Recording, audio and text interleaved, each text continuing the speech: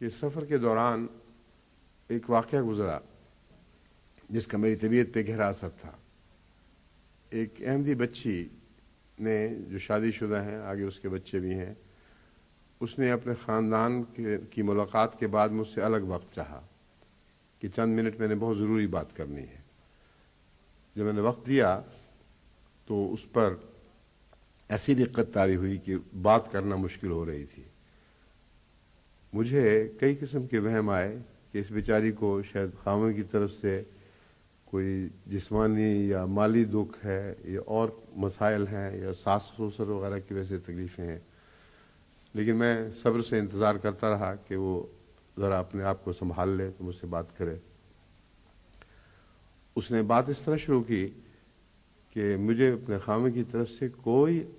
جسمانی یا دنیاوی تکلیف نہیں، بہت ہی نیک طبیعت کا انسان ہے، ہر طرح سے میرا خیال رکھتا ہے اور بچوں کا بھی خیال رکھتا ہے، جو چاہوں جس طرح چاہوں وہ مجھ پہ خرچ کرتا ہے اور میرے کہنے میں جماعت کے چندے بھی ادا کرتا ہے۔ لیکن یہ کہتے ہوئے پھر وہ پھوٹ پڑی کہ مقصد یہ تھا، یہ کہنا چاہتی تھی کہ نماز نہیں پڑھتا۔ ایک تو میرے دل پہ اس بات کا بہت گہرا اثر پڑا کہ خدا تعالیٰ کے فضل سے ایک احمدی بچی اپنے خاوند کے نماز نہ پڑھنے کے نتیجے میں اتنی غمزدہ ہے کہ اس کی ہر دوسری خوبی اس کو کچھ بھی دکھائی نہیں دے رہی۔ وہ سمجھتی ہے کہ اگر یہ نماز نہیں پڑھتا تو کچھ بھی نہ رہا، اور یہ بات بالکل درست ہے۔ اگر نماز نہ رہی تو کچھ بھی نہ رہا۔ بسا اوقات میں نے ایسے لوگ دیکھے ہیں جو نماز نہیں پڑھتے اور ویسے نیک بظاہر اور باقی باتوں میں اچھے ہوتے ہیں، لیکن ان کی نیکی یا ان کی باقی باتوں میں بظاہر نظر آنے والی نیکی اور باقی باتوں میں اچھا ہونا دراصل ان کے مزاج کا حصہ ہے، ان کے ایمان کا حصہ نہیں۔ ایمان کے نتیجے میں جو نیکی عطا ہو اور ایمان کے نتیجے میں اگر مزاج سدھریں تو یہ ہو نہیں سکتا کہ ایسا انسان نماز پر قائم نہ ہو۔ صلاۃ وسطیٰ اس نماز کو کہا جاتا ہے جو عین کاموں کے بیچ میں آئے، یعنی ظہر کی نماز مراد نہیں ہے جو وسطیٰ نظر آتی ہے، بیچ میں دکھائی دیتی ہے وقت کے لحاظ سے، بلکہ صلاۃ وسطیٰ وہ نماز ہے جو انسان کے کاموں کے بیچ میں آئے جہاں اس کا ادا کرنا مشکل ہو جائے۔ اور یہ نماز آج کل کے تجربے سے ثابت ہوتا ہے کہ صبح کی نماز ہے۔ سب سے زیادہ عدم توجہی صبح کی نماز پر ہے، اور خاص طور پر ان معاشروں میں جن میں راتوں کو دیر تک جاگنے کا رواج ہے، صبح کی نماز کو سب سے زیادہ نقصان پہنچتا ہے، جس کا مطلب ہے کہ انسان کو سب سے بڑا نقصان صبح کی نماز پہ توجہ نہ دینے کے نتیجے میں پہنچتا ہے۔ اور یہ ایک ایسی بیماری ہے جو بعض بڑے بڑے اچھے سمجھے جانے والے خاندانوں میں بھی ہے، بلکہ زیادہ متمول خاندانوں میں یہ بیماری زیادہ پائی جاتی ہے۔ اکثر میں نے دیکھا ہے کہ ایسے لوگ راتیں دیر تک جاگ کر گزارتے ہیں اور مجلسیں گپوں سے سجتی ہیں، ہر قسم کی باتیں جن کا زندگی کی حقیقتوں سے کوئی تعلق نہ بھی ہو، محض کپڑوں کی باتیں ہی ہوں، ان باتوں میں بے حد وقت خرچ کیا جاتا ہے، اور جب صبح تھک ہار کر زندگی میں انسانی توجہ میں کوئی جان نہ رہے اور گہری توجہ کے ساتھ نماز پڑھنے کی اہلیت ہی نہ رہے، اس وقت وہ تھکے ہارے سو جاتے ہیں، اور پھر صبح 10-11 بجے آنکھ کھلی جبکہ نماز ہاتھ سے نکل گئی۔ اور یہ اس آیت کریمہ کے بین ہی مخالف بات ہے۔ یہ بیماری ہر گھر میں پائی جاتی ہے، لیکن اللہ تعالیٰ کا احسان ہے کہ غرباء میں نسبتاً کم ہے۔ جن کے پاس رات کو مجلسیں لگانے کے وقت نہ ہو، جو دن کے تھکے ہارے گھر آ کر سو جاتے ہوں، ان کو اس قسم کی عیاشی کا وقت ہی نہیں ملتا نہ ان کے نزدیک یہ کوئی عیاشی ہے کہ جیسا بھی ہوا روکھی سوکھی کھا کر سونے والے اس کے بعد پھر جاگیں اور بے وجہ مجلس لگائیں، یہ فطرت کے خلاف بات ہے۔ مجلسیں لگانے والوں کے ہاں عموماً چائے بھی چلتی ہے، وہ وقتاً فوقتاً کھانے کی دوسری چیزیں بھی پیش ہوتی ہیں، اور پھر ان کو مجلس کا مزہ آتا ہے اور مجلس خوب رچتی ہے، لیکن یہ مجلس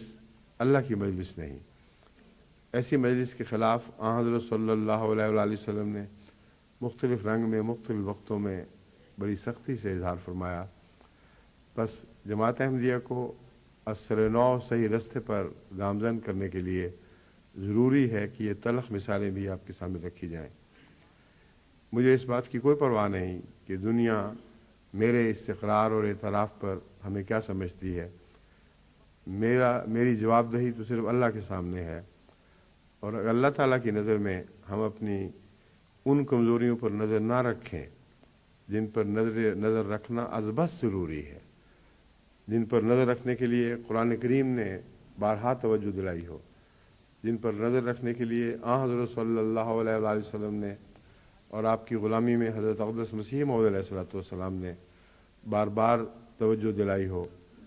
ان کو نظر انداز کرنا حقیقت اسلام کو نظر انداز کرنا ہے۔ بس میں اس بیان سے نہیں شرماتا کہ یہ کمزوری ہماری جماعت میں پائی جاتی ہے، اور خصوصاً جماعت کے ایک ایسے طبقے میں پائی جاتی ہے جس کا ہر خاندان سے تعلق ہے۔ حضرت مسیح موعود علیہ السلام کے خاندان سے بھی تعلق ہے۔ یہاں بھی نئی نسلیں بعض ایسی پیدا ہوئی ہیں جن کے ماں باپ نمازوں پر قائم تھے، مگر انہوں نے نمازوں کی اہمیت کو بھلا دیا، اور چونکہ خاندان بحیثیت مجموعی نیکی کی طرف لے جانے والا خاندان ہے، روایات کے لحاظ سے میرا مطلب ہے، اور عموماً یہ لوگ چندوں میں بھی آگے ہیں اور دن کی نمازیں بھی ٹھیک ادا کرتے ہیں، اس لیے صبح کی نماز کو چھوڑنا ان کو کوئی بدی دکھائی نہیں دیتا، جو بالکل غلط ہے۔ صبح کی نماز کو چھوڑنا قرآن کریم کی اس آیت سے معلوم ہوتا ہے اس مرکزی نیکی کو چھوڑنا ہے جس پر باقی نیکیاں قائم ہیں۔ اگر یہ ہاتھ سے جاتی رہے تو گویا سب نمازیں ہاتھ سے جاتی رہیں۔ ایک موقع پر حضرت صلی اللہ علیہ وآلہ وسلم نے صبح کی نماز پر نہ آنے والوں کے متعلق اس قدر غم اور خفگی کا اظہار فرمایا کہ آپ نے فرمایا کہ اگر یہ جائز ہوتا تو میں بعض لوگوں کو لکڑی کے گٹھے اٹھواتا، ان گھروں کو جلا دیتا جن گھروں میں لوگ آرام سے سوئے پڑے ہیں اور صبح کی نماز کی توجہ نہیں ہے۔ اب بظاہر یہ ایک بہت ہی خشمگین اظہار ہے، بڑی سختی پائی جاتی ہے اس میں، لیکن ایک تو حضرت صلی اللہ علیہ وآلہ وسلم نے ایسا نہیں کیا، جس کا مطلب یہ ہے کہ کسی دوسرے انسان کو بھی یہ حق نہیں ہے کہ اس معاملے میں وہ جسمانی سختی یا مادی سختی سے کام لے، لیکن اس بات کی تکلیف ہونا ضروری ہے، اور ہر گھر والا کم سے کم اس تکلیف میں ذمہ دار ہے کہ رسول اللہ علیہ وسلم کی غلامی اختیار کرے، اور جب اپنے بچوں کو اس قسم کی کمزوری میں مبتلا دیکھے تو گہری تکلیف محسوس کرے۔ اور جہاں تک سختی کا تعلق ہے جو آپ کو دکھائی دے رہی ہے، یہ دراصل ایک انذار ہے کہ جو صبح کی نماز نہیں پڑھتا وہ اپنے لیے جہنم کا سامان کرتا ہے، اور بہتر ہے کہ اخروی جہنم کی بجائے اسی دنیا میں ان کے گھر جلا دیے جائیں۔ یہ ایک پیغام ہے، ایک غصے کا اظہار نہیں ہے۔ حضرت اقدس محمد مصطفیٰ صلی اللہ علیہ وآلہ وسلم کی تمام باتیں بہت گہرائی رکھتی تھیں، اور ہر اظہار میں ایک پیغام ہوا کرتا تھا، بہت معنی خیز اور دیر پا اثر رکھنے والا۔ اس حدیث میں مجھے یہی پیغام ملتا ہے کہ حضرت اقدس کے نزدیک صلی اللہ علیہ وآلہ وسلم جو لوگ صبح کی نماز سے غافل ہیں وہ گویا اپنے جلنے کا انتظام کر رہے ہیں، جس کا تعلق دوسری دنیا سے ہوگا، پر ان کے لیے بہت بہتر ہوتا کسی دنیا میں جل جاتے بجائے اس کے کہ بعد کی جواب طلبی میں مبتلا ہو کر جہنم کے عذاب کو مول لیتے۔ بس نماز صبح خصوصیت کے ساتھ میرے پیش نظر ہے، بس جہاں تک میرا فرض ہے میں ادا کرنے کی کوشش کرتا ہوں۔ اگر تم لوگ اس فرض کو نہیں سمجھو گے، ادا نہ کرو گے، تو میرا سختی سے منع نہ کرنا ہرگز اس بات کو ظاہر نہیں کرتا کہ یہ بات میرے دل کو پسند آئی ہے۔ مجھے جو دکھ پہنچتا ہے اللہ بہتر جانتا ہے۔ بارہا میں خدا کی خاطر ان لوگوں کی لیے راتوں کو اٹھ کے رویا ہوں۔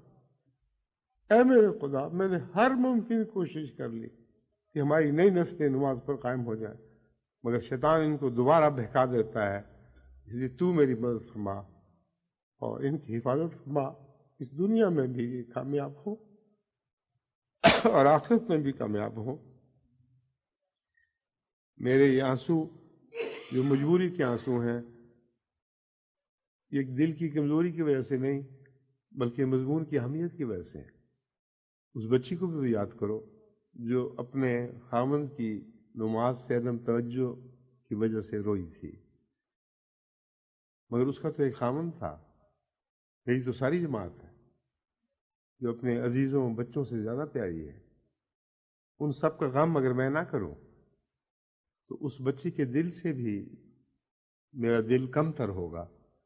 جو صرف ایک اپنے خاوند کے لیے روتی تھی۔ بس وہ سب جن کا جماعت سے تعلق ہے، جو مجھے اپنا سمجھتے ہیں، ان سب سے میری عاجزانہ التماس ہے کہ نمازوں کو قائم کریں، اپنے گھروں میں بھی، اپنے گرد و پیش، اپنے ماحول میں بھی، اور صلاۃ وسطیٰ کی حفاظت کریں اور صبح کی نماز کی طرف دوبارہ واپس لوٹیں، کیونکہ اگر یہ نماز ادا نہ کی تو ان کی ساری زندگی جہنم کمانے میں صرف ہو رہی ہے۔ حقیقت میں ان کو وہم ہے کہ یہ نیکیوں میں مبتلا ہیں، نیکیوں میں نہیں بدیوں میں مبتلا ہیں، شرک کرنے والے ہیں۔ رسول اللہ صلی اللہ علیہ وآلہ وسلم کی بار بار کی نصیحتوں کو نظر انداز کرنے والے بنتے ہیں۔